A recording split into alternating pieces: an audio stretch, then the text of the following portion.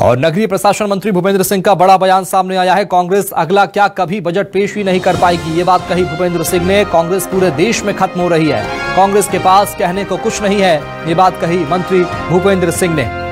तो कांग्रेस अगला क्या कभी बजट पेश नहीं कर पाएगी, ये बड़ी बात कही मंत्री भूपेंद्र सिंह ने। कहा कि कांग्रेस पूरे देश में खत्म हो रही है, ये बात कही मंत्री भूपेंद्र सिंह ने। और कांग्रेस कभी बजट पेश नहीं कर पाएगी, कांग्रेस की सरकार नहीं बन पाएगी, सीधे तौर पर मंत्री भूपेंद्र सिंह ने कांग्रेस पर पलटवार किया है। इसके पहले तरुण भनोट ने इस बात का जिक्र किया था कि कांग्रेस अगला बजट पेश करेगी, यानी कि 2023 में कांग्रेस की सरकार बनेगी, 24 का बजट कांग्रेस पेश करेगी। वो सपने देखने में क्या बुराई है, सपने देखो और अगला बजट नहीं, अब वो भविष्य में कभी बजट पेश नहीं कर पाएंगे। कांग्रेस का ही भविष्य नहीं बचा तो वो क्या बजट पेश करेंगे। अब तो कांग्रेस देश में कहीं बजट पेश नहीं कर पाएगी। तो सीधे तौर पर कांग्रेस पर निशाना साधा, पलटवार किया मंत्री भूपेंद्र सिंह ने। चलेंगे राजधानी भोपाल, बात करेंगे सहयोगी अजय शर्मा से।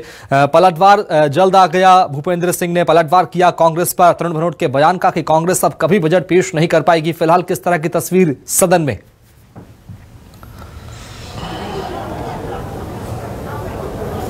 देखिए, जिस तरीके से पूर्व वित्त मंत्री तरुण भनोट ने साफ किया था कि अगला बजट और इस बजट पर जो निशाना साधा था, उन्होंने कहा था कि पूरी तरीके से ब्यूरोक्रेसी ने ये बजट जो है वो डिजाइन किया है, वित्त मंत्री ने इस बजट में अपना दिमाग तक नहीं लगाया।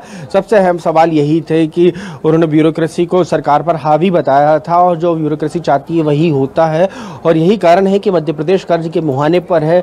लेकिन अभियाल ये सरकार का आखिरी बजट होगा और अगला बजट जो पेश किया जाएगा वो कांग्रेस की सरकार पेश करने वाली है। सबसे अहम सवाल यही है कि अगला बजट कांग्रेस की सरकार पेश करने वाली है। ये तरुण भनोट ने कही थी ये बात और इस पर उनके इस आरोप पर और उनके इस बात पर जो है वो नगरीय प्रशासन मंत्री भूपेंद्र सिंह ने बड़े सवाल खड़े किए। उन्होंने कहा है कि सपने देखने में किसी का क्या जाता है, सपने देखना चाहिए। और लेकिन अभी हाल जो मौजूदा हालात कांग्रेस के हैं वो उसमें दूर दूर तक कांग्रेस नहीं दिखाई देती है। ऐसे में कांग्रेस अगला बजट क्या कभी बजट ही नहीं पेश कर पाएगी। कांग्रेस के देश में बुरी तरह से हालात हैं और हर जगह से कांग्रेस खत्म होने की ओर है। भूपेंद्र सिंह ने यही नहीं रुके, उन्होंने कहा कि जिस तरीके से कांग्रेस का सदन में रवैया है वो बेहद ही दुर्भाग्यजनक है। ऐसे में आगे कांग्रेस को चाहिए कि वो अपना रवैया सदन के अंदर सुधारे और फिर बजट को पेश करने के अपने सपने देखे।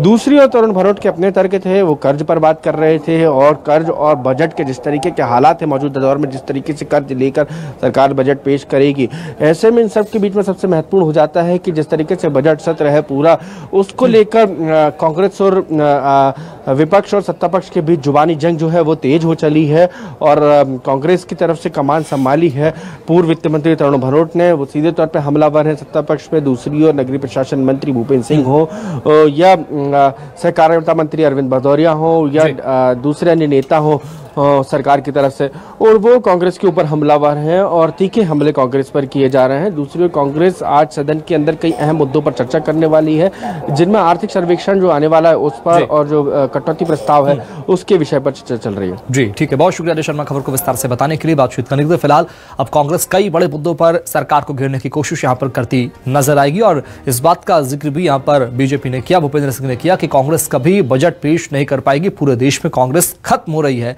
ये बात कही मंत्री भूपेंद्र सिंह ने।